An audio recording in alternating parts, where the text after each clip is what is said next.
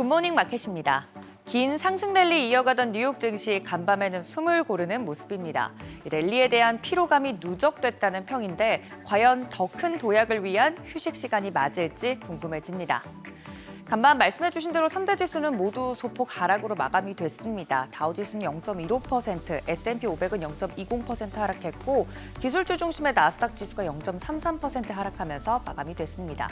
이렇게 S&P 500과 나스닥 기준으로 8거래일 연속 상승세의 마침표를 찍게 됐는데요. 투자 심리를 크게 흔들 만한 이슈가 있었던 것은 아닙니다. 월가에서도 간밤의 하락이 추세의 변화는 아니라고 보고 있는데요.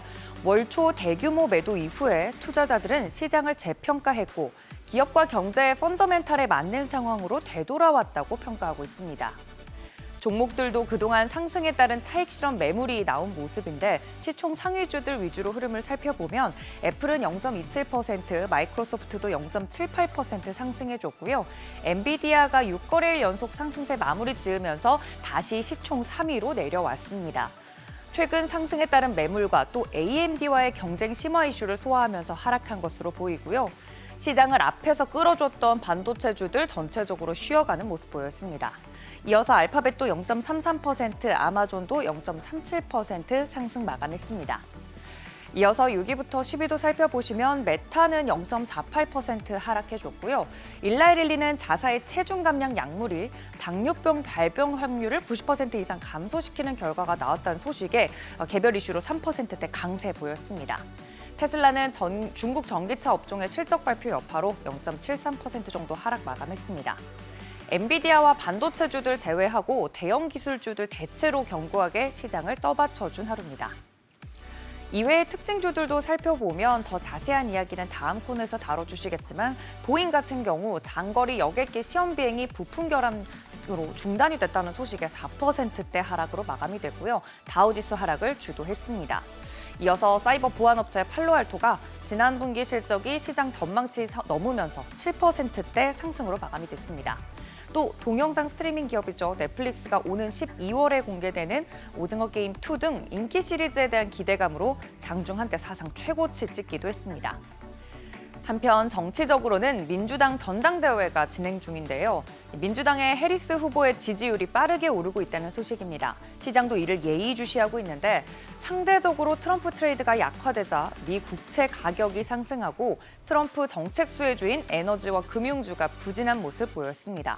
비트코인도 하락 전환하기도 하는 등 정치 이슈에 따라 자산 가격 변동성이 커지고 있습니다.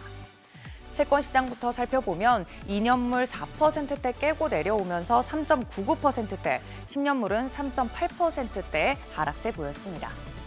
이런 가운데 연준의 비공식 대리인으로 불리는 닉 티미라우스 기자가 지난 19일에 발표된 뉴욕 연은의 노동시장 조사 결과에 대해 언급을 했습니다. 당시 뉴욕 연은은 구직 활동 비율이 최근 10년 내 최고를 기록했고 실직 가능성 비율도 최고 수준이라고 발표를 했는데요. 현재 시간으로 21일 노동통계국이 비농업 부문 일자리 개정 예비치를 발표를 앞두고 있습니다. 관련 기사가 고용 둔화를 시사한다는 점에서 경기에 대한 우려가 이번 잭슨홀 미팅 연설과 맞물려서 또 확산되진 않을지 걱정되는 포인트이기도 합니다. 이와 별개로 금값은 또다시 사상 최고치 경신해 내는데요. 지난 주말부터 상승세 이어오면서 선물 기준으로 온스당 2,555달러까지 상승을 했습니다. 연준의 금리 인하 전망과 중동 이슈 등으로 수요가 급증하면서 연일 랠리 보이고 있는 금입니다. 유가는 어제에 이어서 하락세 이어갑니다. WTI 배럴당 74달러 선에 브렌트유는 배럴당 77달러 선에 하락 마감했습니다. 긴 상승 랠리에 피로감을 느끼고 쉬어간 하루입니다.